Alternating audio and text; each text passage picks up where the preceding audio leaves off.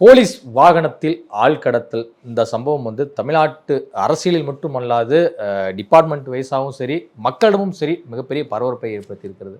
அது எப்படிங்க ஒரு ஏடிஜிபியோட வாகனத்தில் ஒரு சிறுவனை வந்து கடத்த முடியும் அப்படிங்கிற கேள்வியை வந்து எல்லோருமே கேட்க ஆரம்பிச்சிருக்காங்க.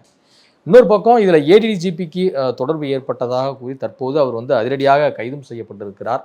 இது ஒரு விவகாரம் இன்னொரு பக்கம் போயிட்டு இருக்க. இதில் வந்து புரட்சி பாரதம் கட்சியின் தலைவர் ஜெகன்மூர்த்தி அவர்களும் வந்து சம்மந்தப்பட்டிருக்கிறார். ஒரு எம்எல்ஏவே சம்மந்தப்பட்டிருக்காரு அப்படிங்கும்போது நீதிமன்றமும் பல கேள்விகளை வந்து அடுக்கி இருக்கு. முதல்ல இந்த விஷயத்தை வந்து ஒரு வெட்கக்கேடான செயலாக வந்து பார்க்கணுமா, இல்லை எப்படி நம்ம புரிஞ்சுக்கணும்னு நினைக்கிறேன்? கண்டிப்பாக வெட்கக்கேடான செயல் தான். ஆனால் இப்போ சொல்லப்பட்ட அத்தனையும் குற்றச்சாட்டுகள் தான். இவர்களெல்லாம் குற்றம் சாட்டப்பட்டவர்கள், யாரும் குற்றவாளிகள் கிடையாது. போலீஸ் சொல்லுது, அவ்வளோதான்.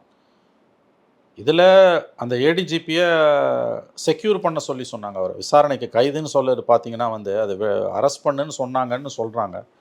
ஆனால் ஹிந்து பேப்பர்லாம் என்ன எழுதுறாங்கன்னா செக்யூர்டுன்னு எழுதுறாங்க. செக்யூர்டுனா வந்து அவர் விசாரணைக்காக அழைத்து செல்லப்பட்டார். இப்போ கைது செய்யப்பட்டார்னா நேற்று 20 மணி நேரம் விசாரணை பண்ணிவிட்டு அவரை அனுப்பிட்டாங்க.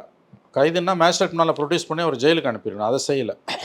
இதுக்கு நடுப்புற அவர் சஸ்பெண்ட் பண்ணாங்க நேற்றைக்கு காலையில். இன்றைக்கி 18ஆம் தேதி மதியம் 1 மணிக்கு நம்ம பேசிகிட்டு இருக்கோம். இன்றைக்கி காலையில் 11 மணிக்கு சுப்ரீம் கோர்ட்டில் நடந்த டெவலப்மெண்ட்டு.